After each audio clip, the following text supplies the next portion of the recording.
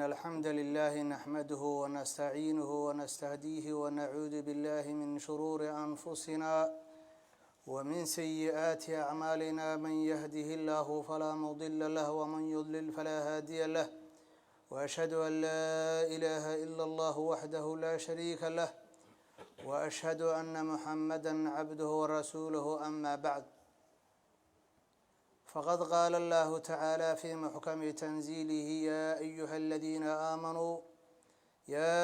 الذين آمنوا قوا أنفسكم وأهليكم نارا وقودها الناس والحجارة عليها ملائكة غلاظ شداد لا يعصون الله ما أمرهم ويفعلون ما يؤمرون صدق الله العظيم. موضوعا عاوي أن كهدلينه horta intaanan bilaabin waxaa dee qof kasta oo caqlile uu garanaya xayawaanka ilaahay uu abuuray wuxuu u kala qaybiyey wax yacqila oo caqlile iyo wax maalaa yacqila wixii dee maalaa yacqilka hoggaanba looma dhiibin waa wax ilaahay ugu talagalay inta badan kuwan inay ku manaaficadsadaan ku cibra qaataan wax ay ka fahmaan laakiin ibnu aadamkii ilaahay markii uu abuuray muxuu yiri nabiyullaahi aadam waxaanu doonaynaa baa ilaahay yiri inaan khaliif kaaga dhigno ardada macnaa adiga iyo durriyadaada iyo faracaaga dad dhul koonkan jiilba jiilka kala ka dhaxlo كو مركي هورا مركي إلهي كو شرفي إنسان كي عقلي أو كو شرف تكريمدي إلهي وكرامي لي ولقد كرمنا بني آدم محاكم دا إنو نقضي خليفك هوغانك أما مامولكي إنو إنسانك نقضي إذا مركي إنسانك ومامولك ياس نقضي أما هوغانك أو نقضي وحو هوغامنا هيا أو وح كونترولا هيا xayawaankii kala siiradoodii iyo habdhaqankoodii iyo nidaamkoodii waa laga bedel ilaahay wuxuu u jideeyay wax la yiraahdo ankixa illa hadaa nikaaxan uusan jiri lahayn waxa imaalaha inhiyaar gabadhu ninkay rabta inuu iska aado ninku gabadhu raba inuu iska aado sida maanta ay kuba si dhowdahay xaaladdu ay marayso bal caalamkii qaar badan aan maqlayna in la leeyahay wax nikaax leeyahay loo baahan yahay lama arka waa tafaahum labadii qof oo isfahamta sariirtooda iska aado haya gabadhan marka ilmay dhashay yaa dhalay ila xalay mid bay wadatay hameen hore mid bay wadatay hameenkii ka horeysay mid bay wadatay bila ka hor mid bay wadatay yaa ilmahan iska leh idan mala aabo waxanaanaynaya malahan wax u naxariisanaya ma ahan arrintaasna koonkan xigmadii ilaahay uu abuuray waa xigmad ka hor iimaanays idan inhiyaarka noocaasa iyo safaaxa noocaasa iyo dhaqanka aadaab xumada noocaasa horta waa la jooji shariicad diin ay ku banaaneed ma jirto gabadhu ninkay rabto inay iska aadi karto ninkuna gabadhu rabo iska aadi karo maxaa yeelay xigmadii koonkanaba meesha ka baaba'ays hadda xoolahaas waad aragtay neefna ma yaqaano wax dhalay hooyadii waa laga yaabaa marka hore intuu yar yahay waa yaqaanaa deenaaskeedu nuugaya hooyadiina ilmaheeda waa taqaanaa waa un xigmad rabbaaniya inta uu soo barbaarayo markuu naaskeeda uu ka go'o ayadiiba laga yaabaa inuu hirti ku dhufanayo dilahay dhaqaalayn dambe iyo mid dambe iyo ma jirto insaankiisa maadaama loogu talagalay inuu noqdo shabakad ama silsilad isku xiran oo qofkan la soo barbaariyo oo qofkan uu tacliim uu u baahan yahay oo qofkan dhaqan wanaagsan uu u baahan yahay loo baahan yahay in loo tababaro inuu mujtamac dambe asna hogaamiyo si xasan baadhi jiray markuu ilmihiisa wax barahayo antum rijaalul qad wiilka nabi meeshan maanta joogu dhigi oo odaynimadan bari adinka joogo gabadhuna waa sidoo kale bari ayada hooyo ah midda maanta hadda aan leenahay waa dhowr iyo 10 jir waa teenager waa yar tahay وسجال جير وشن جير واللح جير بالرأي هذا هوية ما أنت على الربا إلا سي برباري إذا هذا يصير حوله يقرأنا لكدي لها قف كتربية ونكسن مهلين رقم ونكسن مهلين أسلوب ونكسن صوم مهلين waxaa xikmta ilaahay kamid ah labada qof markay isguursadaan si meeshaas qof hogaana ama dad wax hogaamiye ay uga soo baxaan rag iyo dumarba ilaahay quraankiisa wuxuu ku yiri waja'ala baynakum mawaddatan wa rahma gabadhaasu ninka waxa laga yaabaa inay u jeclaato si aysan aabaheed u jeclayn oo aysan hooyadeed u jeclayn oo aysan aqaarib kale u jeclayn wiilku waa sidoo kale waxa annaka xigmad darrada kamid ah markii gabadha iyo wiil isguursadaan labadii qof oo isjecel dadkii xasadnimana waa ka buuxda munaafaso wax jinnina waa nugu jiraan waxa laga yaabaa gabadha qarabadeeda inay leedahay waa mid inkaaran ninkaas ay ku indhalaata oo xigmadda rabbaaniyada aad u ka hortay karta wiilka kuwii dhalayna waxay leeyihiin mid baa iga kaxaysatay jinnin la taga oo labadan qof hadaysan israbin oo saatan ilaahay isku jeclaysiin seeba ilmahan loo soo saari lahaa laba qof oo israbin oo idaa ah ay soo dhawaan waxay dhalaana wuxuu noqon lahaa wax ugaaraho kale waa waxaan maanta arkayno cunugii dagaal iyo rabsho iyo qac iyo qararac iyo wuxuu ku barbaarayaa system khariban hadhowtana mujtamaci waxa kharibanaa buu ula tagaya waa marka xigmadda rabbaaniyada idan saadartii waxa shariicada islaamka la amray maadaama nikaaxu uu yahay aas weyn oo qiwaamkii ama sharaftii ama karaamadii insaanka dhanba ay ku taaganta in nikaaxiina la fududeeyo baa sunantiisi kamid maxaa yeelay waxa la og yahay sida xadiidka nabigu cadeynaya calayhi salaatu wasalaam mar allaala markii nikaaxu fududaado oo uu dhib yaraado waxa xirmahaya abwaabtii sharta zinadii baa yaraanaysa albaabadeedii baa xirmay maxaa yeelay qofkan iimaan la'aan ilaahay u qadarin markay gabadhii xalaal ay helayso qof wanaagsan oo xalaal helayso wiilkii uu qof wanaagsan oo gabar uu helahayo muxuu xaraan ku falay laakiin markii albaabka la adkeeyo maxaa ugu badan haya zinadii baa badanaysa shuruurtii baa badanaysa fidnadii baa dadka badanaysa akhlaaqdii iyo dhan iyo mujtamacii baa fasaaday xadiidka imaam tirmidhi ay wariyeen waa ka nabigu calayhi salaatu wasalaam إذا جاءكم من ترضون دينه وخلقه رواية وحي إذا خضب إليكم من ترضون دينه وخلقه ورهدوا وحيدين كصدون قف دينك يا خلق دي سبع أضرار دي كتير فيري نينكي لبدا صلوا فيرني waxba qabiil la fiirin maayo labada muhiimka waxa weeye horta qofkii inuu dayaano leeyahay oo qofkan xuquuqdeeda ilaalinayo gabadhana waan u tagi doonaa waa laga rabaa sidoo kale inuu qof alla ka cabsi leh oo dayaano leh oo waxyaalo badan oo jawr ah oo uu sameeyay diinkiisa ka hor istaagayo sidoo kale dhaqan wanaagsan qof la inuu ila qof bal qeyb asagoo dayaano leh inuu dabeecad xumadii ka batay wax la dhaqmi kara aan la arag kaas gabadhaada ha u guurin baribi bay indhaha ka ridaya gabadha lafteedu sidoo kale haday taa waa sidoo kale maxay qofkii darar iyo mashaakil buu kala kulmay almiina mid xoogaa dabeecadan ugu dul qaada kara raadi ama mid kan dabeecada xun xoogaa mid wadi karto hayin araadi marka nabigu wuxuu yiri idha jaakum man tardawna diinahu fazawiju إلا تفعلوا تكن فتنة في الأرض وفساد كبير بنبي حدات سمي ويدان وحدعها هي أرضها فساد وين هي فتنة دعيس ما أنت قفنا ده تفسيركم أبحث بل قف كسو بل أحاديث هي أن شيء دون قف كسو أدوب بالروح هي ما أنت السيستم كأن كنت أجنة وحي والدك إلا محال يري إذا جاءكم من ترضون دينه وخلقه فزوجوه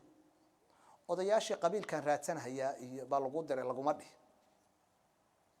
wada aragta nabiga kaleey salaatu wasalaam rabiicata bin ka'ab wa saxaabigi jaliilka hayo qaadimkiisa ah waa ninka yiri mararka qaar kood nabiga atabadiisa gurigiisa albaabkiisa hor seexa jiray buu waxaan israadaa buu yiri waa inta soo hameen barkii nabigu uu u baahdan aad u qabat nabiguna waxa la ogyahay عليه الصلاة والسلام جزار معه حاشا لله وحير وأصحانا قفك أصمي بقول بأسميني النبي عليه الصلاة والسلام سو قفنا بقى أمال النبي محمد كوي لكن وده الدين كان الإلهي سبب كأجد جاي وكوك يعني مسنا أنت سو يرقفك النبي محمد أصميه بقول كده بقول بدلي مالك الدنبي والخير ملاذا مالي يا رسول الله ما قرست ما أنا وحيستان إربي يا رسول الله وأنا هيسلم أر ما لين دمو بسرعة يقول علي يا رسول الله حاسن ملي وحن كل جرس أنا ما هيس حاجة ما لين مركز ما يسعى تو وحن إربي أو نبي محاذ الكوسع العلنيسة بل أرنت أده مركز صد حد ويدي يا رسول الله يا جرس ده بل حول الله أنت حق بل دق مركز أصابني جايبي وحي أنت تكتي ninka hebel la yiraahdo aad u tagto waa nin asxaabti kamid ah gabadha uu joogtahay kugu nikaaxay waa taguy marqaati lama socdo qoraal lama socdo waxba lama socdaan odayaashii reer hebel iyo odayaashii reer hebel midna ma socdaan wixii nabiga ay soo diray inaad gabadhaada ay siisaan la isu soo ka diray waa nin uu yaqaan inuu faqiir yahay mucdim waxba uu sanaysa ونكون نكاحي بالفيري دي حديث كاس إيه متك كلاها إن عدم النكاح أيسرهم أنا حديث صحيحة نكاح وحى أجو خير بدن بي أجو بركة بدن النبي متك أجو خرج كف ما أجو خير بدن بالي وحنا نقدر أنا وحى بشو خير كاللوجا قاعدة وحي بان أتكينا صومه وحلا جاي بقفك حد ما أنت جورس لو كان أنشوك كوي أن كان نبيت كمرة أنا وكخير دري إن الله بسنا صدق سنة أفر سنة غرامها الدين تقفك إسكهري وحي مركان أتكيني أو وضد شرعي جاهد أن كلب إحنا وحنا نجي لن خير كبار لقى قادم وحلا جاي الله بوجي أنت اللي تشوفين برهرك قيلة كيرس هي وجاده وح السماينها هينا المها ما waxaa laga yaabaa internetanu Soomaalidu waxay yiraahdaan maroodigu takarta saaran ma arko qofku gardaradiisa ma arko internetan iyo inta la midka ba gardarada iska leh midaan gabar dhalin laba arka ama isan la dhal oday kasta markii la gabadhaadii baa la guursanaya horta hoolkee baa la kireenayaa bal ninkan saxaabiga fiiri ninkii waa u yimid nabiga ay soo diray waa kugu xir ninkan hadda markuu ku yimaado oo ku yiraahdo gabadhaadaan doonayaa heblaaya waan is waafaqsanna waxa dib ugu dhiga kartaa hadaad isleedahay qofkan bal dabeecadiisa iyo diinkiisa ma taqaanid aad eegtid hadaad taqaanid qabiilku gabadha ma aysan dhalin ayaku adaa wilaayada ilaahay ku dhiba mas'uul maxay tahay orod reer hebel iyo hal raadiye qabiilan hal soo aruuriye maxay tahay mashaakilkaas iyo وواحد ده شرع عادي ميل كايس فما بعد الحق إلا الضلال نيكي وصون قضي هيا محاول دابي قبل ولا يقول حري بير عقبات ده ولا يوجد وحين انت تكتب وأمهات المؤمنين كيف انت قدري وحين راشين هيانا سوق ريان بير هبل يهبل تتواني ما نساق قرابة لها نفع سوق على بير maalinima barheerkii nabigu diyaariyay alayhi salaatu wasalaam baba lagu kala tagay qolo neef bay keeneen dhaqanka wanaagsan oo guurka la isku kaalmeeyo waan soo mar aad baa loo garanayaa qofkii Soomaaliya iyo waliba dadkii baadiyaha joogi jiray kan neef buu keenayaa kan aqalkiiba qayb keenayaa kan weelashiiba qaar keenayaa waa dad laga yaabo inaan qofna qof xataa qaraabo la ahayn macrifo qofkan waa guursan وأنت دقن كي وناكسنايو إسلام كلا قدها خلاص reerkii waa la dhisay waxaan garanayaa buu yiri ayaama ka bacdiina ninkayga ewerka ahaa aniga iyo Abu Bakar baaba geed timir isku qabsanay bi ana le beertayda kamid tahay beertayda kamid illa waa sidii xadiiska uu ahaa nabigu uu yiri saddex ilaahay baa ballan qaada inuu u kaalmeynayo maxaa kamid aha wanaakihu yuriidu al-afaaf qofka guursanaya rag iyo dumar oo doonaya guurka inuu ku dhowrsado oo xaraamta iskaga ilaaliyo meel dhow baa ilaahay biilka kaga salayo waxba adigu hadhiin maanta waxba ma haysid intaad xaraam aadi leh intaad haba midi ku ag martaba aad fiirfiiri leh intaad indhaha la raaci leh ilaahay baa adna risqiga qoray gabadha risqiga ilaahay baa qoray laakiin muhiimada koobad waa diinkiyo ugu maxaa yeelay xadiiska kale baa wuxuu imaam al-Bukhari uu wariyeen nabigu wuxuu tunkaxul mar'atu li arba'i li jamaliha wa li maliha wa li hasabiha wa li diiniha fadfar bidati diin bi nabiga alayhi salatu wasalam gabadha waxa loo guursadaa waa caadiya iyo dhaqan mid qurux baa loo guursanaya war midda waa qurux baa taysan ku dhaafin wali maliha midna xoogaa shilimaad bay haysataa ya maanta waarta mid dhoofaysa wala iska laalaadinaya jannadii inay u socotaad moodaa tigid u goosatay ya macnaa dad qofna wuxuu fiirinayaa shilin qof wuxuu fiirinayaa quruxda qof wuxuu fiirinayaa wali hasabaha dad wanaagsan iyo caa'ilad wanaagsan bay ka dhalatay mid wuxuu fiirinayaa wali diinaha afartaas macnaa inta badan dumarka looga qastay nabigu markaa muxuu yiri fadfar bidati diin taribat yada war waxaad kulli baan taabuu yiri mid diinta u saaxiibka ha fool xumaata haday rabto ha weynaato ha yaraato qofka diyaarada leh maxaa yeelay aasaaska qofka muslimka waa diinta islaamka iyo macrifo inuu diintiisa islaamka u leeyahay shilimaad kaanu almaalu dhillun zaa'il shalay kuwa naqaanayo Soomaali aha ama dad kala aha hantiilayaasha maanta waa faqiir kuwa aadan shalay la aqoon baa maanta cirka marahaya waa harka gelin ba dhinaciga maalku waa noocaas shalay kii haysta ma hayso maantay kan maanta haystana berri haysa ma hayo maalin boqol u wareegay laakiin dhaxalka aan waliga qofka laga yaabo jiilan bacda jiilin inuu gaaro waa diinta islaamka waa dhaqanka wanaagsan qofkan wiilkuna waa inuu dayaano leeyahay gabadhu aysan fiirin quruxdiisa iyo xoogaa maartay shaqo fiican buu ka shaqeeyaa xoogaa fiican baa soo gasho dibloom fiican buu haysta xagga waa inay diinka fiirso wadarta Abu Darda Muawiya gabadhiisa ka soo doonay Muawiya marrabin wuxuu u rabay Yazid ma ku siinayo Abu Darda waa la yaqaanaa Dimashq iyo dhulkaas muallim loogu diray oo halkaas muallim ka ahaa Sayyid Umar baa u diray inuu dadka wax baro حتى waxa la ogyahay xaasaskiisu labada gabdho Umu Darda la dhigtay labaduba laba xaas buu leeyahay labaduba mid kasta Umu Darda lagu leeyahay iyo gabar Darda la dhigi jiray oo dhalay intuba waxa lagu tiriyaa dadka dumarka dadka ugu cilmiga badan waan dadkiisii dhisay hata ma ahan wadaadadanadaan xoogaa masaajidka la soo aadayna darsiga ka bixinayna laakiin reerkii war kama hayn oo mara adigii baad ka dhar laadahay dad qof kale maxaad u taraysa hadaan reerkaaga aadan waxba gaarsiinayn maxaa dadkii kale u taraysa waa u diiday rag asxaabtaha iyo dadkii taabiciinta la waxa la warnay saaxiibka oo aad jeclaydeen ba ka soo doonay gabadhii maxaad ugu diiday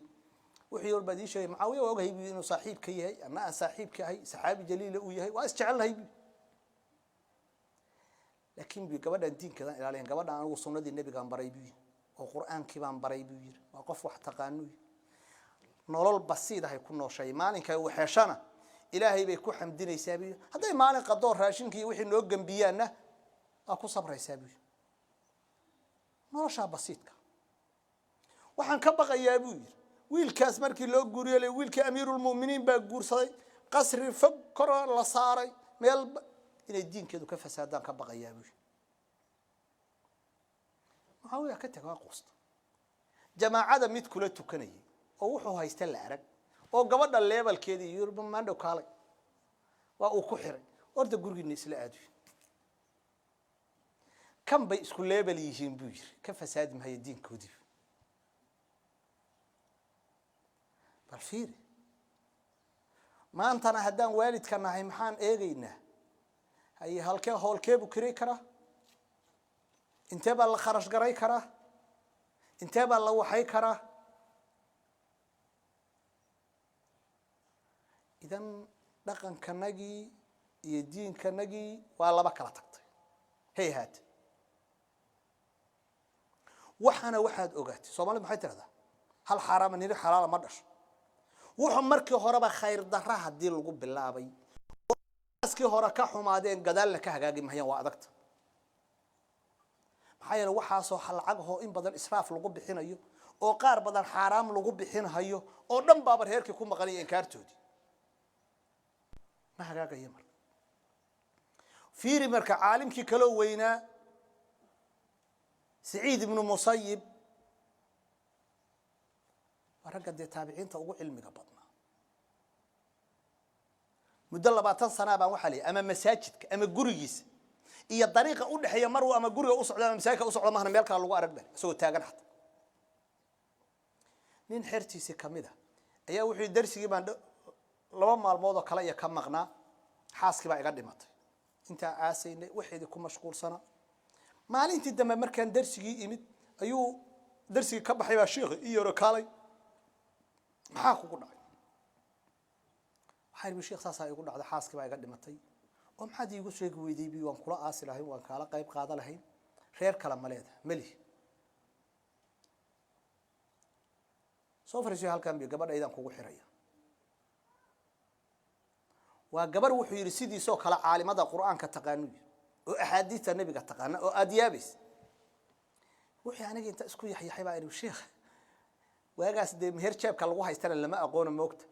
wax aan meher uga dhigaa ma haysto war maxaad haysataa shilimaad yar baan sheegay baan haystaa ayadaba wuu yiri dadkii misaanka joogo inta u yeeray bartii ugu nikaaxiyay bas maalinta waan soo maraabi waa iska tago gurigeygii baan ku noqdo yiri markii maghribkii uu soo dhow yahay baa qof gurigii soo gargaraaco yiri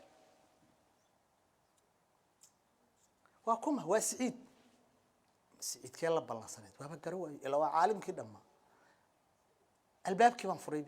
gabadhii buu gacanta ku dhagay waa gabar waligeed gurigii aabihii bahdii hooyadeed aan ka bixin banaan aadin dhul la wareega aan aqoon wuxuu gurigii albaabkiisa u dhigtay saasoo inta ugu soo reexo albaabkii xiray buu yiri wakaas xaaskaaga Allah ku barkeeyo maca salaam waan iska dhaqaa fiir maantana waa ku xiray galabtana waa ka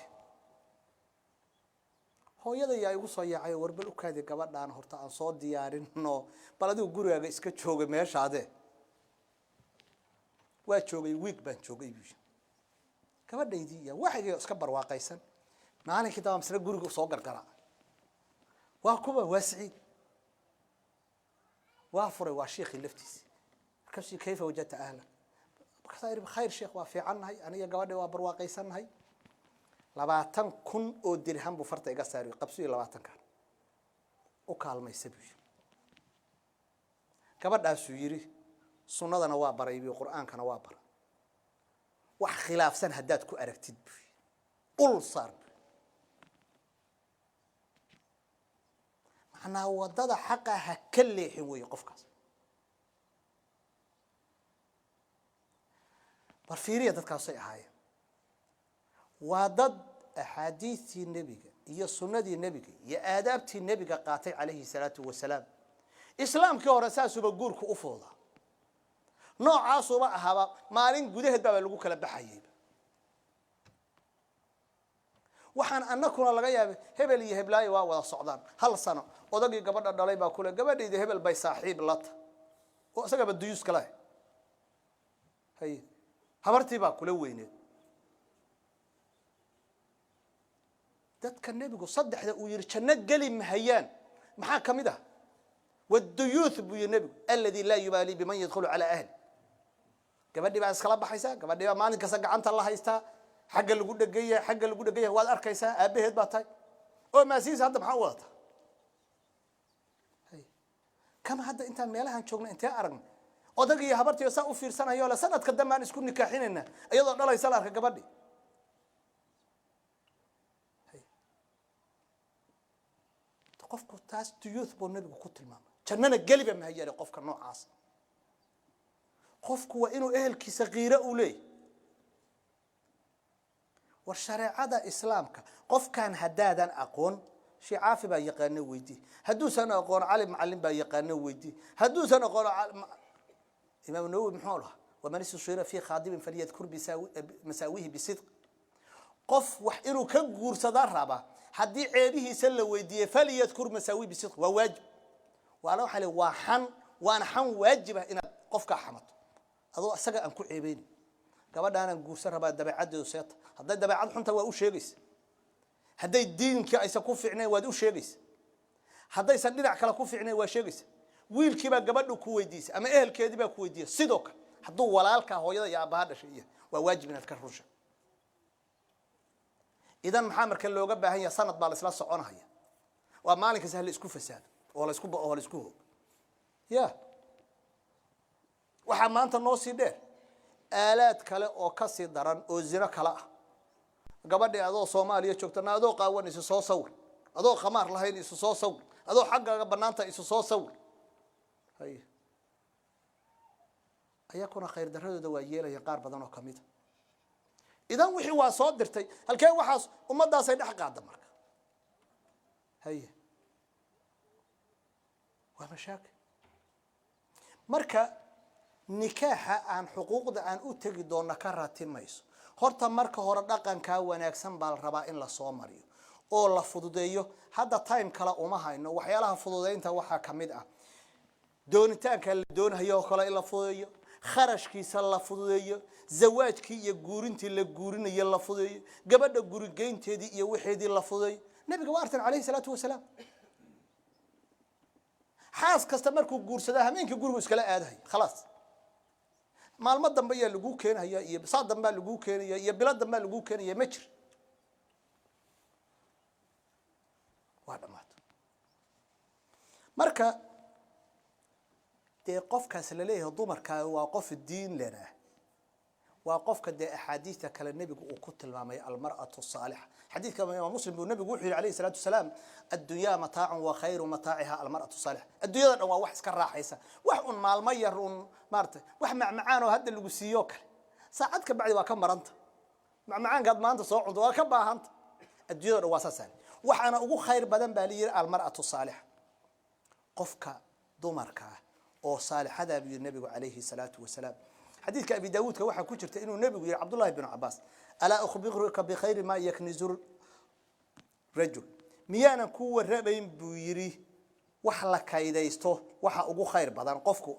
ما يكنز المرأة الصالحة إذا نذر سرته وقفك الضمرك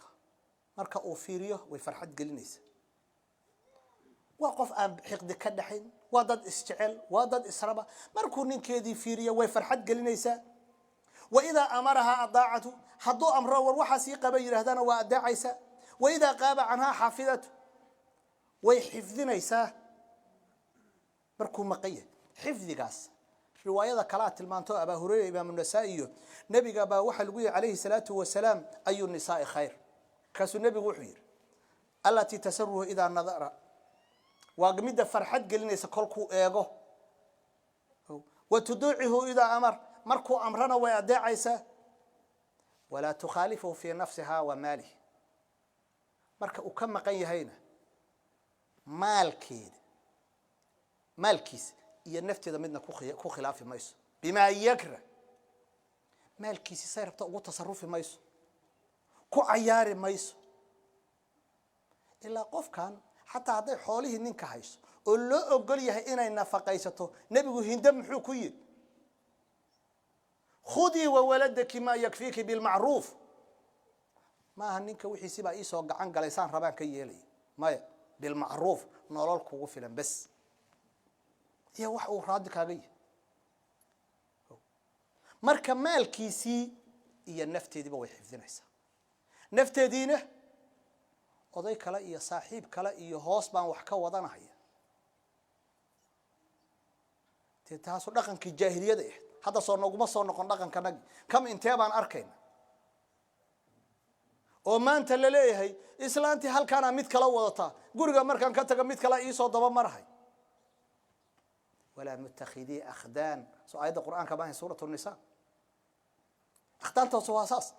jaahiliyada waa dhaqan jirta naaqtu ninna waa qabta saaxiib hoosaadna waaleed habeenkii uu maqan yahay iyo marmaha uu maqan yahay markuu safar aaday ay dhaqankeeda ka wadato aan bareeg loo qaban ninkii fiiriye maanta jaahiliyan ku noqon qofka saalixada ay waxa la leeyahay ku dadaala la leeyahay waa qofka noocaas la rabo qofku inuu ku dadaalo wiilkuna uu raadsado gabadhaas oo kale gabadhuna ninkaas oo kale ay raadsado waalidka laftiisu uu gabadhiisa u saamiyo war waad aragtay Sayyid Umar fiir wuxuu yiri Abu Bakar waxaan u imid Abu Bakar waxa yiri Xafsa markii ninkii ka dhintay umuna Xafsa saxaabiga jilka waxaan yiri gabadhaas ay joogto Abu Bakar aan kugu xiro waa iga aamus Uthman baan u tagay buu yiri oo marka gabadhii nabiga ka dhimatay kaleey salaatu wasalaam aan kugu xiro maanta guursam hayuu yiri wixii labada Abu Bakar baan u ciil badnaa buu hadda waa iga aamusay waana ka aqbalay ma dhihin waana kugu rid illa Abu Bakar waa nin nabiga aad ugu xiran markii gabadhu nabigi soo doonay oo nabigi u guursaday Sayyid Umar inta u yeeray kaalay waxaan u maleynayaa maalinta ay la hadasho nooca ay tiriyaan ka aamusay inaad ii carootay wallahi nacam bi waa ka carood adiga Sayyid Uthman baan idin soo bandhigay adana ii carab badnaabi maxay soo war cad buba ii waxaan ogaabay nabigu gabadha inuu magacaabay oo uu rabay inuu guursado baan la socday hadduu ka tagi lahaa oo iska day lahaana maya kuma iraahdeen laakiin marrin bi sirta nabiga inaan qofna ogeysiiyay waxaan marka kaaga aamusay buu yiri waxaan sugayay buu yiri meesha nabigu oo arintiisa uu ku dhamaysto inuu arinta ku dhaqaaqay inuu iska day noocaas ay ahayn dadka asxaabta anaka hadda qof hadduu gabar ka soo qurxoon haysto iyo mid kasta hadduu haysto ceebayba nala tahay in gabadh oo gabadha hadda berrin fiican u raadin hadhow ta soo qaylimays markii balaayo guriga ku soo gasho inta tala gacanta kuugu jirto haddaadan meel raadsan soo hadhow ta qaylimays dibku wuxuu ku imanaysaa adiga ma wiilkaaga sidoo kale haddaadan marka hore sahan fiican aadan la raadin soo berri qaylada adiga kugu imaamayso nacam wiilkii iyo gabadhii iyo dambaa la gaaray ijtihaad la gaaray hawl baa qabatay ayadiina mid bay dhacdhacay darabta suuqa ka soo qabsatay asagina sidoo kale maxaad dhihi kartaa Abdullah ibn Abbas iyo balfiiriya taariikhdooda isagoo wiilashiisu yar yihiin ayuu waxa li mid kasta wiil gabar ku xiri jireen oo dhihi jireen naarta iyo ceebta bay idin ka difaacaysaa guurka oo idin ka hor istaagaysa markaan aadna xaqu zawj ama xaqu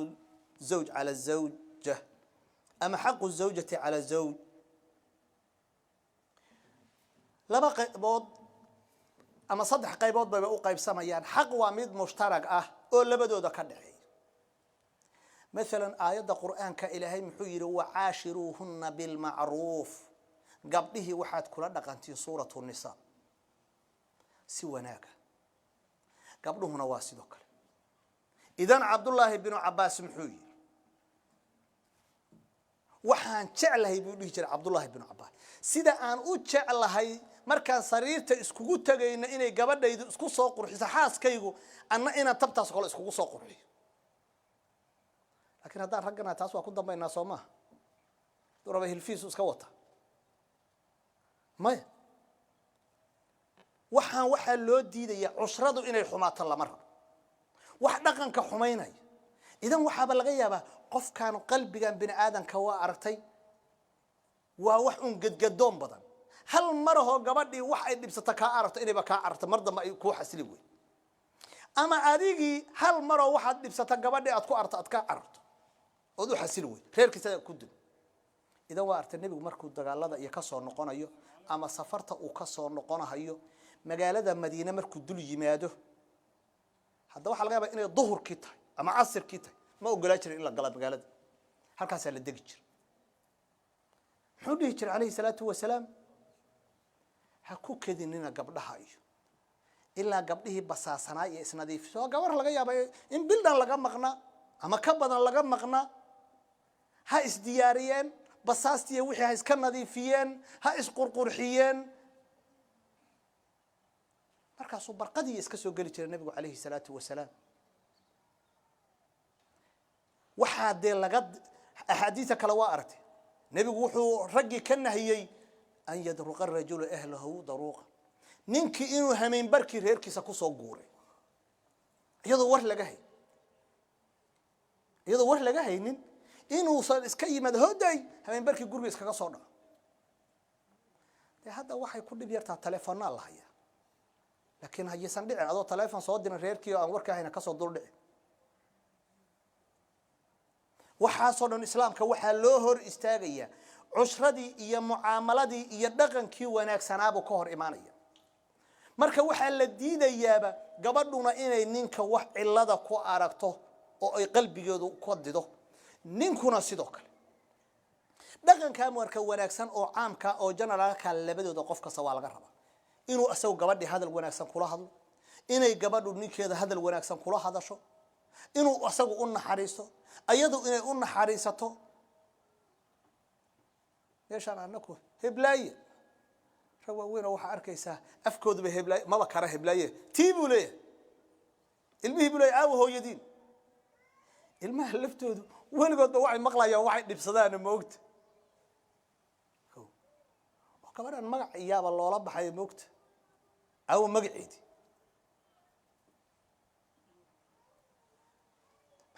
عائشة حيدر عائشة قف عجيبة أمنا عائشة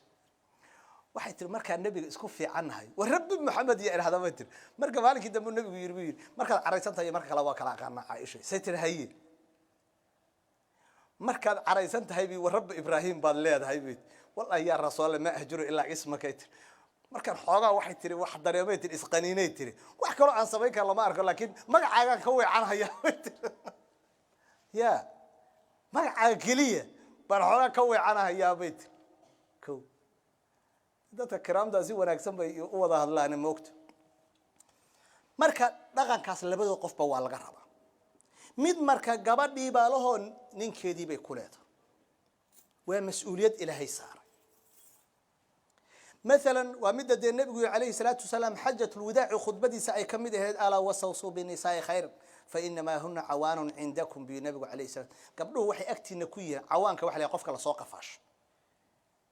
waa qof la soo qafaash maxay adaa madaxeedii haysta ayadu maanta si ka saday yeesho madaxeeda ma furo karto adigu hadaa rabtid hadaa u bogo weydid hadaa rad leedahay iska sii kaada waa ka dhaqaaqay ma salaam أسباب بنت أبو بكر هو حي عندد أدو عقل بدن أو عجيبة أو حكمة دي كباطي أسمع واحد يجرت واحد أوقاتين ضدوا النكاح والرق نكاح والضونس بيجر فلينظر أحدكم بمن يزوج عتيقته كبرنا أنت أو كسر أنتي أو كسر رفادي أو صبر بارين هي أو وناكسن qofka uu u guurinayo adoonnimada gacanta uu gelinayo ka fiirsay dhijir ogow ninka laftiisu adoonnimadu dhinaca waa ka haysata ilaa waajibaadka soo socda iyo badushiisi nafaqadii baa laga rabaa ilmihii tarbiyadoodii baa laga rabaa waxaanu mas'uuliyadaha dushiisa fuushay ninkii asaga laftiisa dhinac bay ka haysata laakiin gabadhii baa ka sii dar لا ده شريعة الإسلام هو مدة شيء إنه هجام بالغ مارمان أهلا قفنا إسكو هل مره هجام لغا ما وضع دقيقة وإن أما نيكي لغا دقيقة أما قبضي لغا دقيقة نيكي بأمريكا هجام لغا دقيقة السجي أي مسؤولية ده الله صار مركز النبي يقول عليه الصلاة والسلام ليس تملكون منهن شيئا غير ذلك استمتاع عاس إيو إن لنولا شخص iyo dhaqanka wanaagsan waxaan ahayn kuma leeyihiin biyo illa in yatina bi fahishatin mubayyana fa in fa'alna fahjuruhunna fil madaji haday xoogaa naashisa la timaado ninkiiba ka amar qaada diiday marka nabigu wuxuu yiri markaas firaashkii iskaga haajir adigu de xadiidku uu dheeraa waxa kamid aha xaqa kale aad ku leedihiin gabdhuhu waxyaalaha ay idin ku leeyihiin waxa kamid ah inaad u ihsaan fashaan fi kiswatihinna wa ta'amihin wuxuu xadiidkaas nabigu cadeynaya alayhi salatu wasalaam in laga rabo ninki gabadha waxay mara leh waxay cuni leh waxay qabow ka xira leh waxay kulayl ka xira leh waxay kulli ayadi laga rabo والوالدات يرضعن أولادهن حولا كاملا لمن أراد مركز محلي وعلى المولود له الرزق midka waxa loo dhalay asal risqiga baa laga rabaa iyo nafaqadii iyo biilkii iyo kharashkii baa laga rabaa mas'uuliyadda ragii bay saaranta haddana maxaan arkaynaa dhalinyarada nadii meelahan iyo inta lagu koray amba waa shaqaystay gabadhu ma jeegada iyana wax ka keento ya gabadhu ma jeegada ma isku darsan weligeed malaayiin halaha taday rabto gabadhu hadaysan asxaan sameynaynin waxeeda haday rabto halkaas ay akoontigeeda iskaga ridanaysa iyadoo malaayiin haysata baysan koob shaakira kula bixinayn biil kala kula bixinayn wax ay kula bixinaysa la adana dusha Allah ka saar maxaa yeelay xikmada ku jirta waxay leeyihiin aimadu maadaama la raba ilmahan edbin iyo dhaqaaleyn iyo ay u baahan yihiin oo aadaabtu aasaaskii koobaad uu yahay ilmahan in la soo dhiso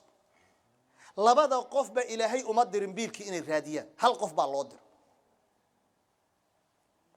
taas lafteeda ragga hadaan nahay waxaan u baahanahay inaan si wanaagsan aan u fahmo marka tiraahdo islaan yahay adna shaqo taga ana waa shaqo tagaya ogow waxaad ku qamaarto baabiisa waa ilmahaaga aadaabtoodii inta hooyo shaqo aaday maanta oo dhan warehouse aaday cagihii baraneen oo ka timid maxay ilmo edbinaysa nafteedii waa tabcaan la adigii waxa kada idan lacagtaas waxaad dhaafata waa ilmahaaga akhlaaqdoodii iyo ogow mustaqbalkoodii waa waxaan lacag lagu iibsan karin waa wax qaali ah idan maalinkay waa weynaadaan baan waxa leenahay Sheekh Caafiyo Faatixada igu mara Sheekh Caafiyo la tacaal muxuu la tacaalik malan caafi la xoog eeg buu la tacaali kara lama tacaali karo qofan ul ka baqaynin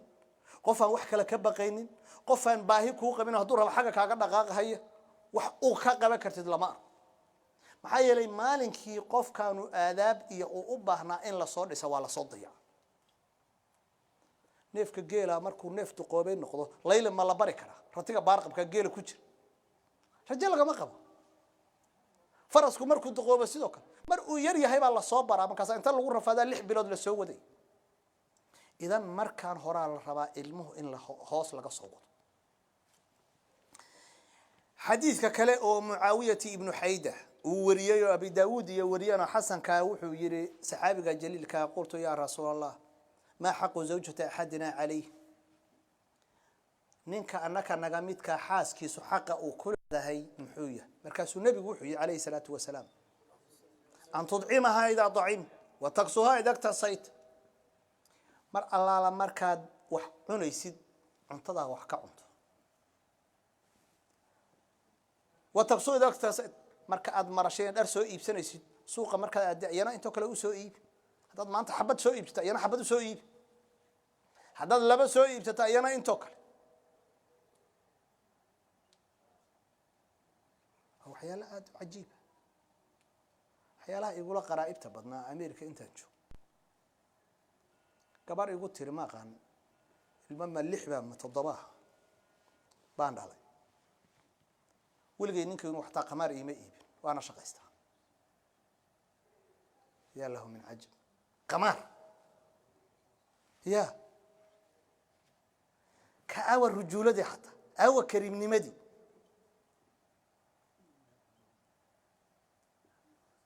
هو عجيب قف انت لا نولد وهذا واحد او ضد waxaan ku soo baxnay sida xayawaankii oo kale ولا تضرب الوجه ولا تقبح ولا تهجر إلا في البيت نبي آداب كالو وصي درج وحي ولا تضرب الوجه والوجه هكا قراعن قبل حيلوي وجه وقف كميشا ugu sharafta badan أشرف أعضاء الشخص وارت وحي نبره qofka wajigiisa ku dhaco waa iska muuqanaya jirkan kale waxa laga yaabaa inay wax ku qarsoomaan ama inaysan wixii ku dhaco wax weyn ka dhibin wajiga ka garaacan hatta haday ba dhacdo wala tuqabbih arabtu maxay caado u lahaa jirta qabbahaka allah ku xumay hadhiin bale qofkan insaanka illa ilaahi baba yiri walaqad karramna bani adam ilaahi baba qofkan karaamaya madax xumay kar hadhiin macnaha waxa la diidaya hadal kasta oo qof ku dhibsanaya hadhiin maxaana la barayaa xadiidkan aadaabta gabadha iyo ninkuba inay ka dhowrsadaan hadalka xun mid wanaagsan baa heli karta idan hada kaas uu ka xirmo iska ba dhaqaaqa iska tag maxaa qofka adu hadal xun u leh kan xun waxbu kaasi qaribay waxba ma hagaajinay wala tahjur illa fi albayt guriga ma meel kale uga hajir meeshii li riwaayadii hore wahjuruhuna fil madaaji'i ayada quraankaana ay tilmaantay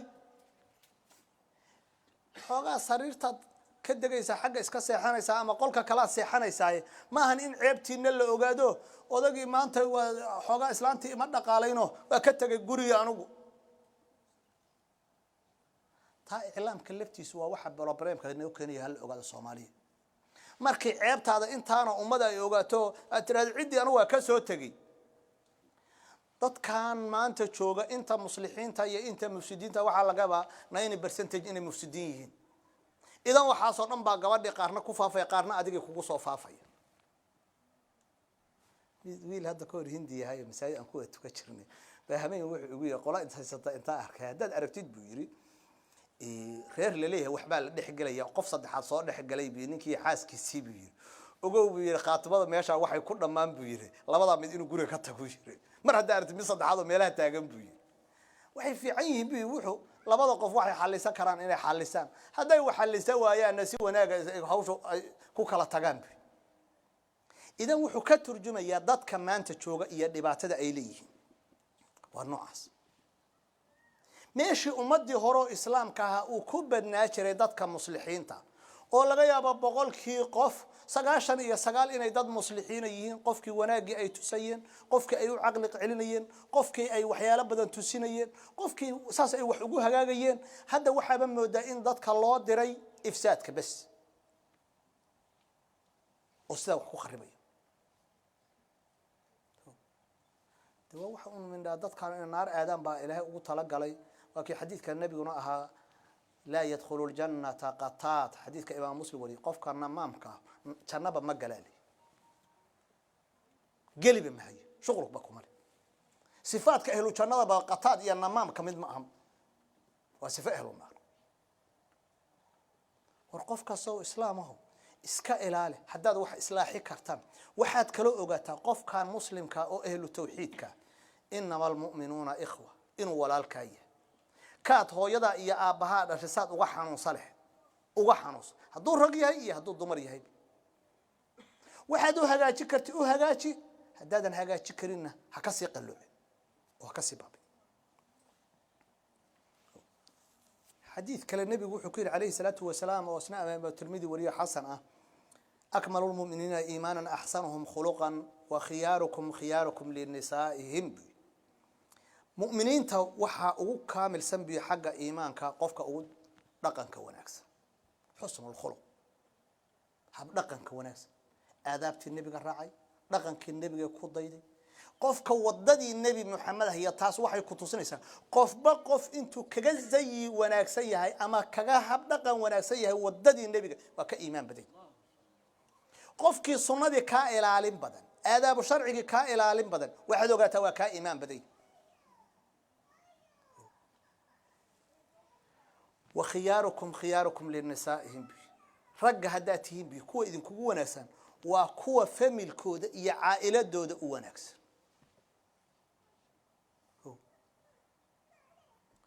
إيه الكود بيقولنا حريصنا هيان حاس كودي بيقولنا حريصنا هيان ilmahoodii bay u naxariisanayaan annaguna hadda Soomaali dhaqankanaga waaba ceeb waa wax jafwa ku dhis حديث كلامنا واكي النبي يقول عليه الصلاة والسلام خيركم لأهلي وأنا خيركم لأهلي وحا إذن كو خير بدن بوير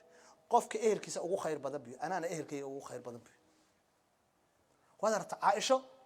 إني مرتلي يا رسول الله قال إلا ترتم وأولا ترتم وكد ريت النبي عليه الصلاة والسلام ولا تشوك أيام ضمبي أنا واحد تروح حوجا وينادي هلب بان يا شيء ما أنا كده بيها هي عايشة وترتمينا وإيجاد ريت مركز هي عايشة تلك بتلك ما أنت داير يسوع قرب ميز ما أنت والير يا خبر مد باجرته هذا ما أنت داير أنا ما أنت سندير معناها ذاتك قفك إن دقن وناكسن إيا معاملة وناكسن إيا وحي أن شرعي قديدنين قفك اللوغو رقم قفك اللوغو دقاليو قفك اللوغو هجاتيو لكن قفك هالكاس هنقولها هالقول دقنادو تاسو حكمت معه أغلنا معه وحال الربا قف حتى ودمدان أن شوقنا سو دقن كاس أدو يقنين سوما ninka caa'iladiisa laga fiirinaya waa sax maxay yeelay qof caa'iladiisi aan u wanaagsanayn ma mujtamacu u wanaagsanaanay hadana waa waxa Soomaaliya nahays wixii dawr darahayo meelahan ku wada habsaamay mid kasta waa xildhibaan iyo wasiir baa lagu leeyahay waa wixii halkan ku wada habsaamay ya eber hadda qabiilka sana Soomaaliya halkaas qabiilka ka soo watay uga waa dawdarkaas reer uma fiicin oo dad uma fiicin oo diin uma fiicin wax uu gala lama arko oo qof naftiisii gabay muxuu marka taraya qabiil waxba ku tari maayo hadduu wax tarayo macna leeyahay naftiisu wax tari la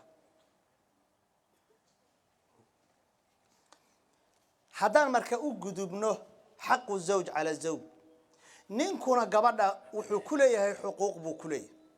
سيدا آيات القرآن كعدس الرجال قوامون على النساء بما فضل الله بعضهم على بعض وبما أنفقوا الرجال قوامون على النساء بما فضل الله هرت الرجي إلهي ما فضلي حي لو كجو أن قاد الشاب بدنيهن وكأد أديك بدنيهن وكعزيمة بدنيهن إذا ننكبا واحد قعنت اللوج اللي الطلاق وقولتها قبله قعنت الطلاق لوج اللي لها إنه يبقى صدح بلاد هيرك شوقله يا صدق بلاد ما تري بيش ورا سلة سلة مسوق قارين بحتا أنت هاني ممكن لو يقنا سلة مسوق نافين مركز يكون قم بحكي دقيقة لكن يجي واحد لقيا متك قطة بعض حنون مدو إسكهايو كوميتد مركز اللي بما فضل الله وبما أنفقوا وحلا أمر قبله إن النمان كودي الدعان هرتقين رجيبا كسرية مدة كلبلي وبما أنفقوا قبل واحد بحمي يسقول هذا إسكتشوكتان وأنا صنيسا نينكينا تعب كان إيا مشقة يدب كان الله در إذا وحلي وإنا مركا قبل أضيعه مركا حديث كإمام الترمذي وريه النبي وحو كير لو كنت آمرا أحدا أن يسجد لأحد لأمرت المرأة أن تسجد لزوجها حدان قف أمرها يبي إنه أحد كلا أسجود قبل أن أمر لها بي إن نينك إذا أسجد لعظم حقه عليها حق أكله وينك معاذ بن جبل باوح وصار كتب كان شام يتقي قولدي النصارى هذا أهل الكتاب كهاد أو قولدا قسيسين تودا يا مدح دا يا سجودس مركز يا رسول الله وأداب السجود وليس كواس أحد هذان أمر هيبوير إنه أحد كلا سجود قبل أن ننكا سجود له لهبوير لكن حول النبي عدي حديث سجود وحق إلهي إسكالي هي قفنا بني آدم إسكمالي لو سجودي مي مهما بلغ رتبته ما علينا النبي وحو الله كل عليه الصلاة والسلام قبل أصحابته كميدي هذا مركز وحوي أذات بعلن قالت نعم نين ملاذ هيبوي مركز نعم يا رسول الله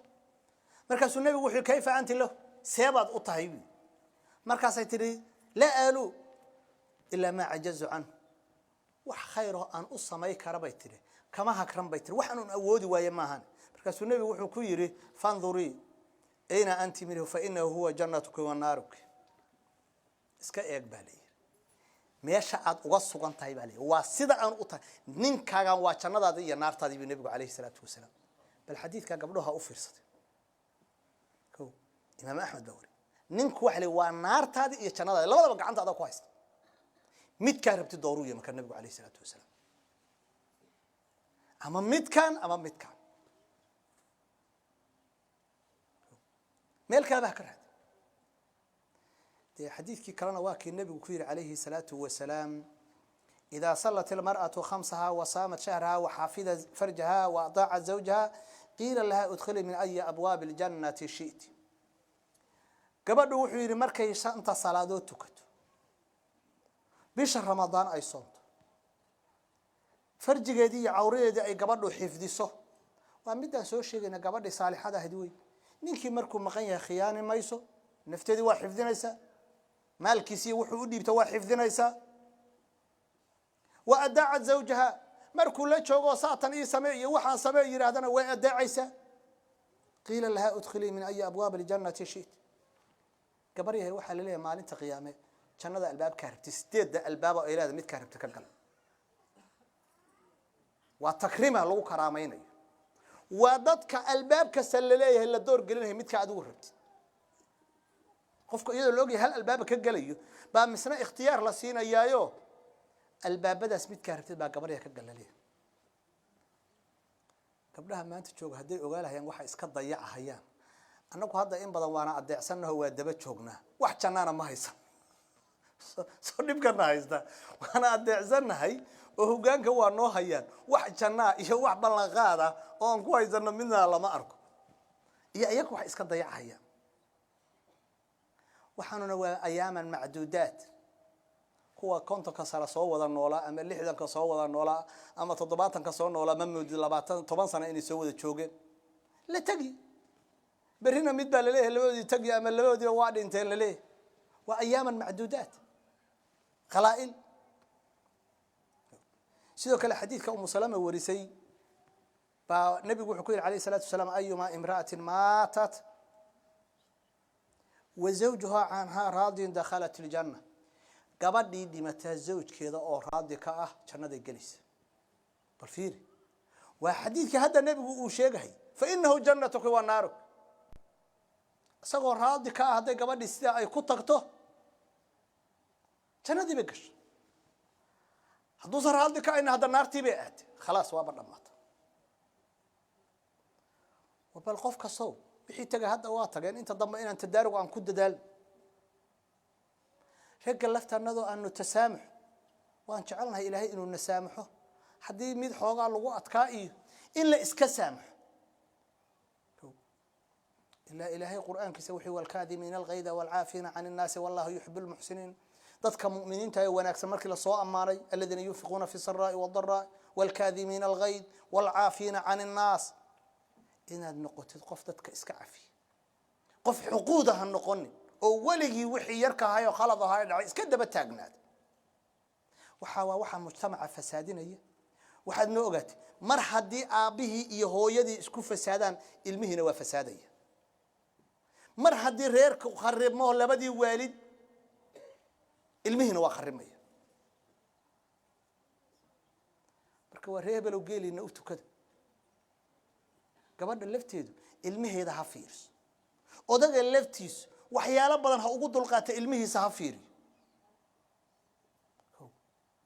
hadalla badan oo dhihi laha hadalkan waa kirtaa loo ma yiraahdo laakiin maxaa ka iimaanaya cawaaqibta dab waxa horta inaad miisaanti maxaa dhibaato u keeni kara ku keeni kara muxuu ilmahaaga u keeni kara muxuu reerkaaga u keeni kara muxuu familkaaga u keeni kara waxa horta ku miisaanad oo eeg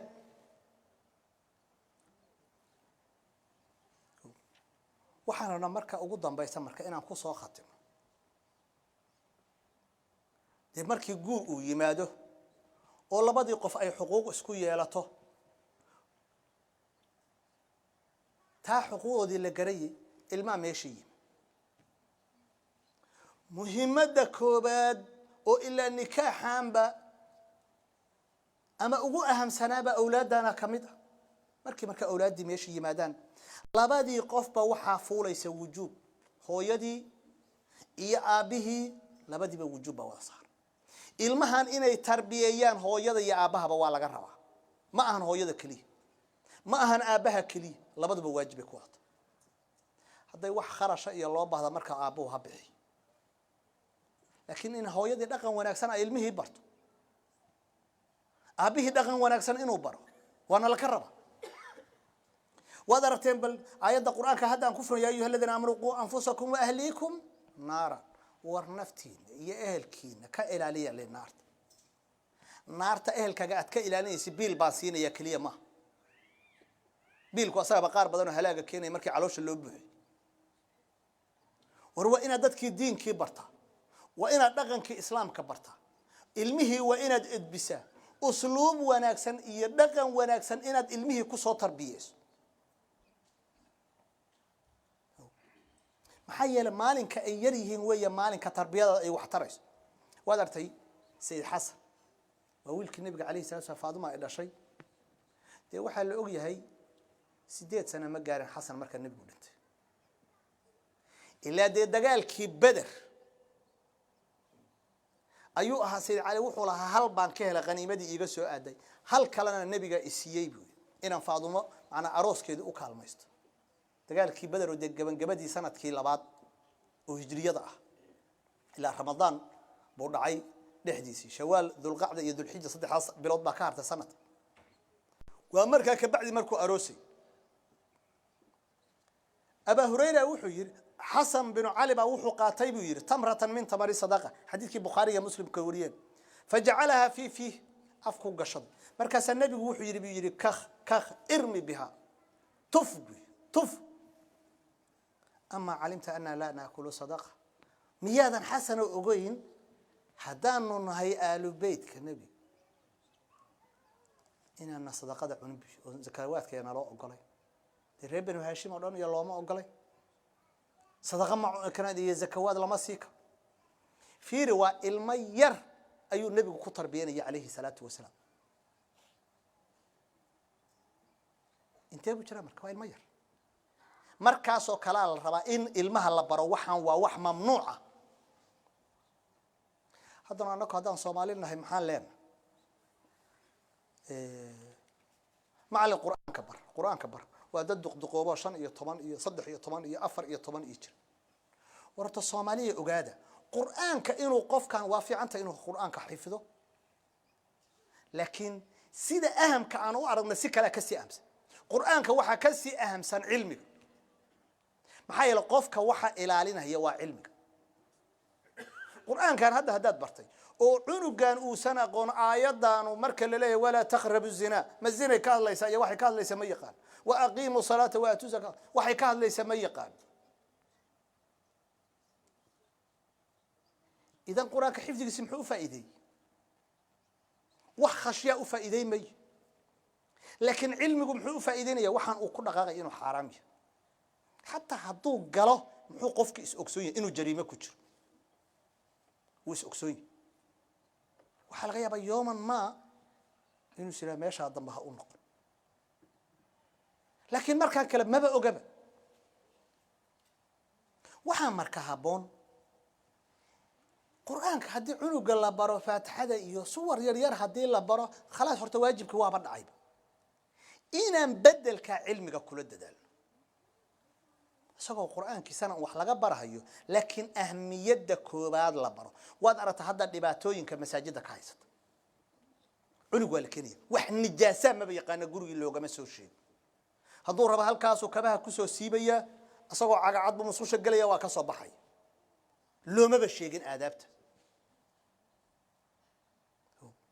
si loo weysaysta qaar baan la baray si salaadii loo tukada qaar baan la baray wax uu ka og yahay lama arko حتى معلك هادو دمعو يراهدو بل قف كان خوغا علمي بان برهيا ما يا شيخ قرآنك إيبر بالاليه والآن أغانا علمي با تاكا أهمسا قفك إنو علمي برضو وهذا أركتين أئمة السلف كل تاريخ دو دي أخرين 4 سنة 5 سنة سوغو عنو قيها قعنت اللي قلنا قيها ودرسك الله صوف فري سنة markuu mumayiz noqdo 6 sano 7 sano iyo uu gaarana waaba nin si fiican wax u kala yaqaan waaba nin inta darsi soo fadhiyay waaba dhisan yahay qofka annaku gabdhuhu waa imaanayaan dursiyada ma sha Allah mid caruurteedii wadata lama arko odayaashu masaaka waa imaanayaan mid caruurtiisii wata lama arko oo halkee uga soo tagan dadkaas waa kuwa ilmahooda laba gacnood ku dhaganaaye halkee baan uga soo taganaa annaku hadhowtaan qaylinayna marka saan kaligan masaaka aan u imaanayno baan waxaan qaylinaynaa waqti aan qayladii waxba anfacayn fala dawana tahina manas wardadka inta la fakaro mid kale waxa lagu ku fakar haddaan system xoogaa iska fiican waqtigii hore annaku aan ku noolaa jirnay wixii dhamaa waa isbedeleen systemkii dhaqan bedelan baan cunugii waa la kaxaynayaa iskuulkaana la geynaya 8 saacadood 9 saacadood baa waxaa la soo barahaya dhaqankaagii ka soo horjeeda oo diinkii ka soo horjeeda oo meel uu socdo aadan aqoon adigiina hal saacna gelimaysid hal saac see cunugaas marka natiijo ku keenaya see diinka natiijo ku keeni kara kuma keeni karo adiga ilaa waxaad gelisa lama arko markaas oo kale maxaan u baahnay in aabaha iyo hooyadu midba dhinac ka istaago ilaa wax xoolo dugaag dhinac kasta ka taagan yahay oo kale waa in qofba dhinaciisa ka istaaga oo aan waardiye ilaa shalay bay'adi ku waardiyeynaysa maanta ku waardiyemayso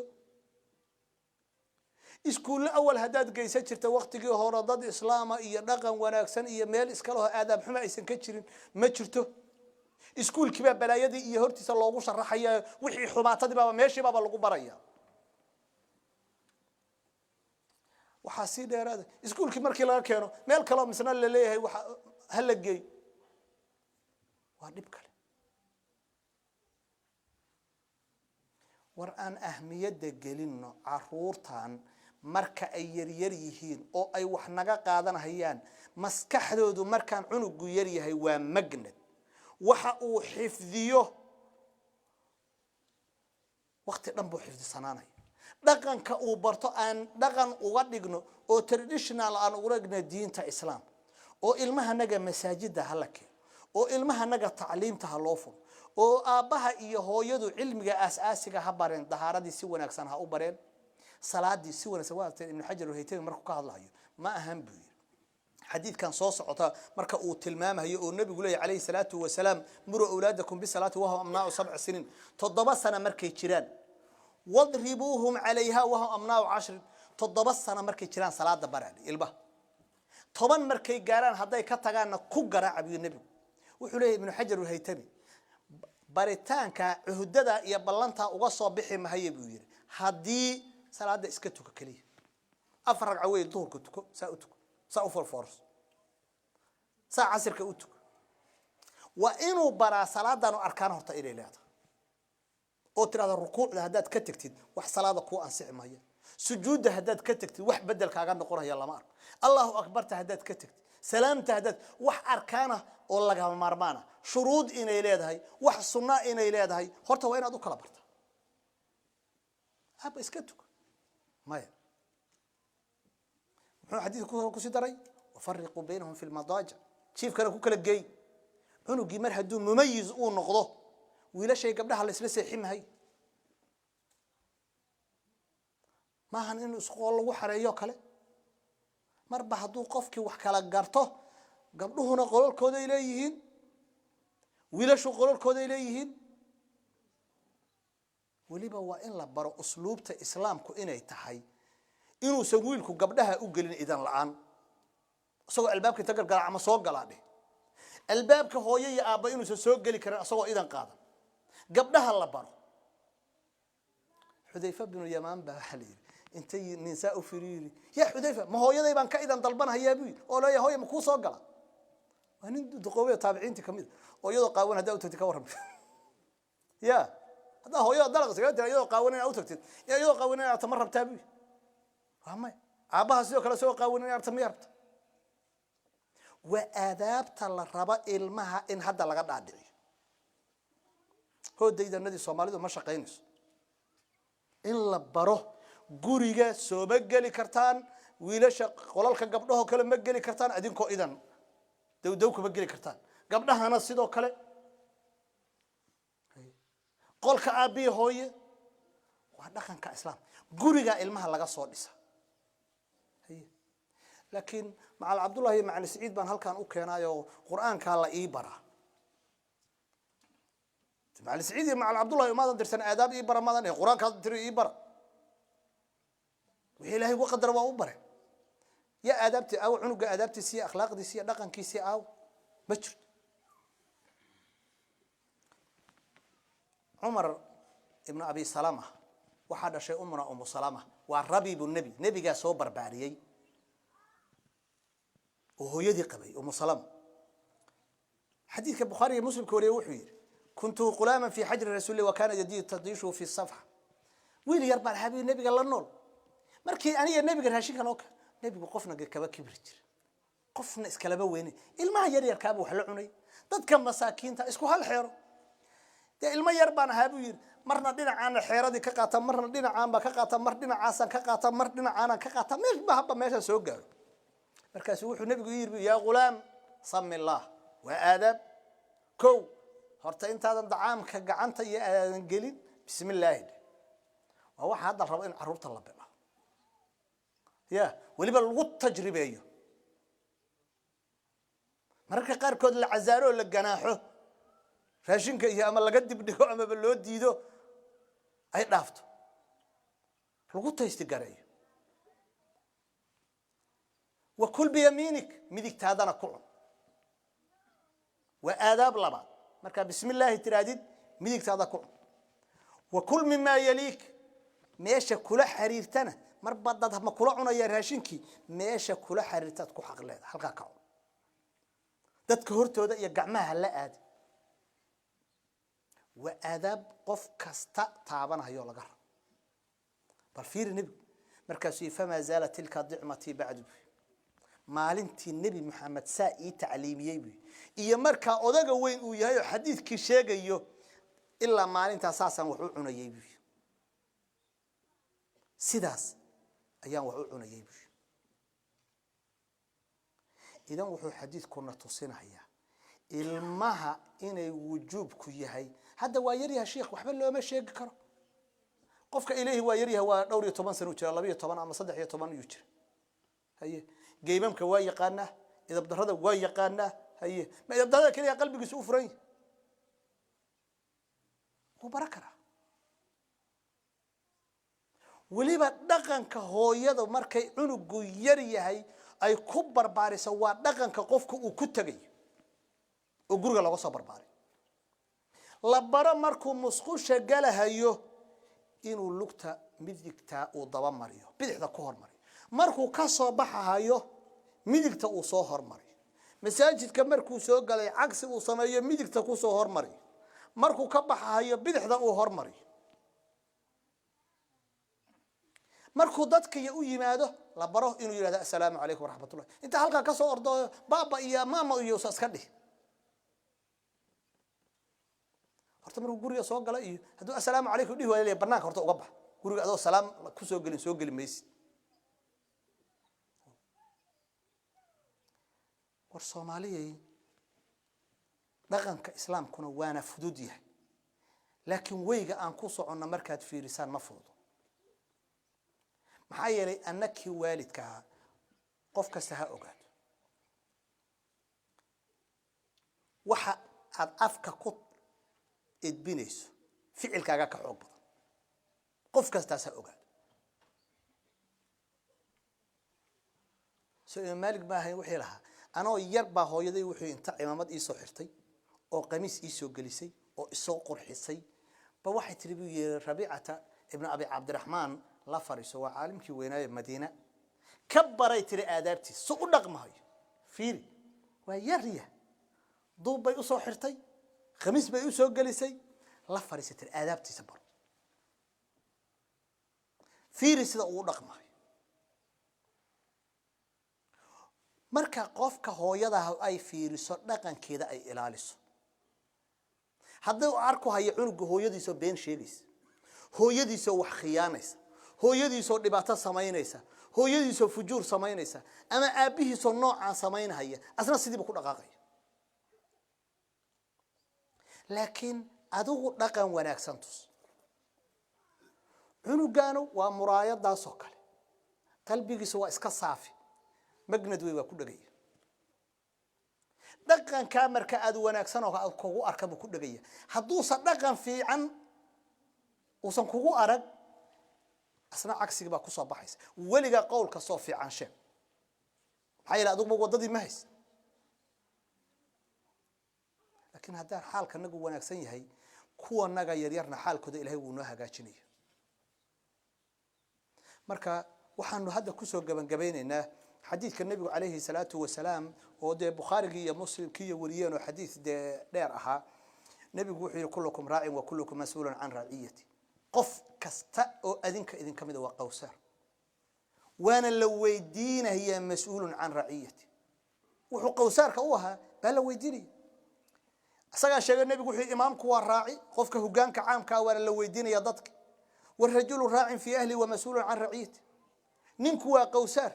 المهاجي حاس كاجي سأقول طعام شيء بالليه نفقة دودي البنتودي وحي خير كهاي دوش هذا الله ما جدت ماذا جدت ولا ويديني والمرأة راعية في بيت زوجها ومسؤولة عن رعيتها قبلنا جورجان قوسار كتا أينا ولا ويديني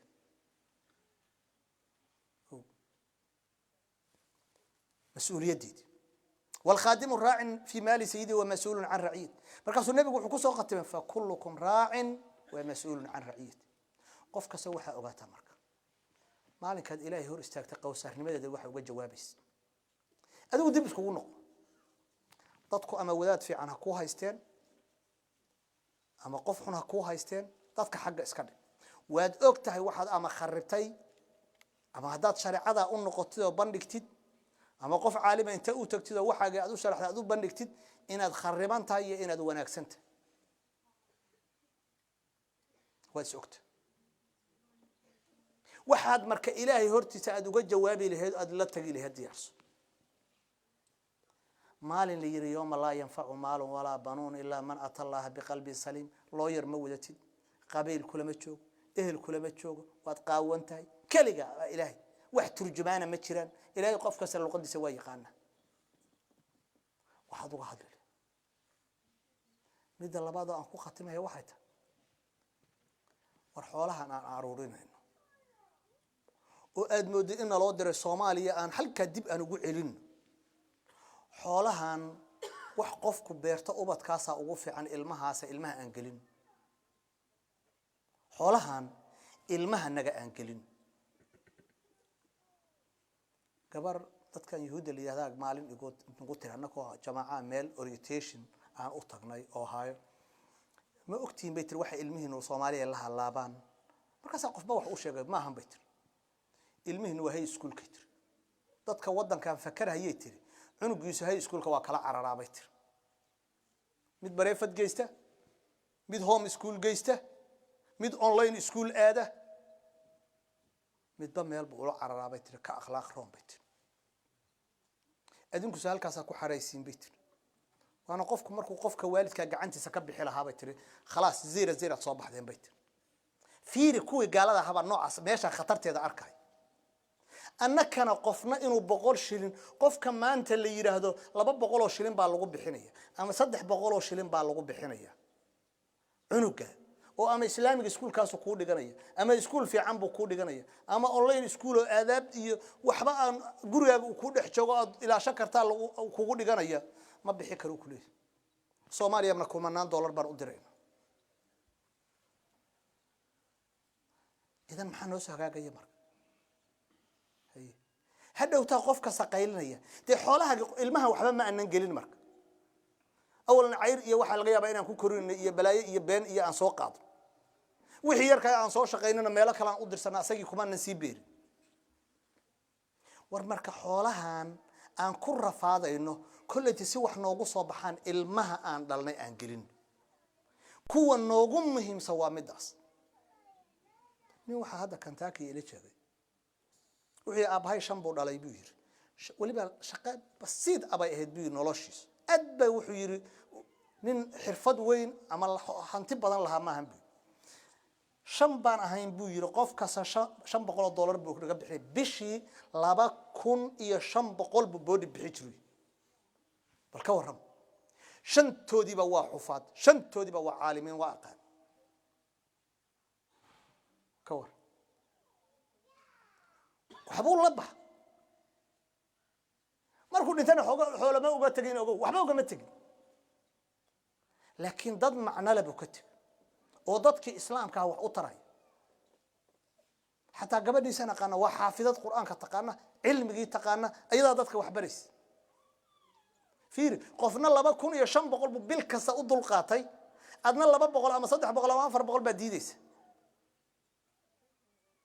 idan see marka isku mid ah u noqon karta aqli aan saliim hay marka waxa aan haysano ilmaha naga aan gelin guryahaas aan leenahay xamar baan ka dhisanayna ama xaggan ka dhisanayna inaan ku intifaaci doonay in kala ma ogin laakiin kuwa naga aan ku intifaacno waxa naga aan gashan وصلى الله وسلم على سيدنا محمد وعلى آله وصحبه وسلم اللهم ربنا آتنا في الدنيا حسنة وفي الآخرة حسنة وقنا عذاب النار اللهم إنا نسألك علما نافعا ورزقا طيبا وعملا متقبلا وصلى الله وسلم بسم الله الرحمن الرحيم إن الحمد لله نحمده ونستعينه ونستهديه ونعوذ بالله من شرور أنفسنا ومن سيئات أعمالنا من يهده الله فلا مضل له ومن يضلل فلا هادي له وأشهد أن لا إله إلا الله وحده لا شريك له وأشهد أن محمدا عبده ورسوله أما بعد فقد قال الله تعالى في محكم تنزيله يا أيها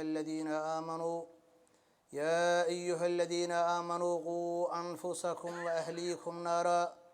وقودها الناس والحجارة عليها ملائكة غلاظ شداد لا يعصون الله ما أمرهم ويفعلون ما يؤمرون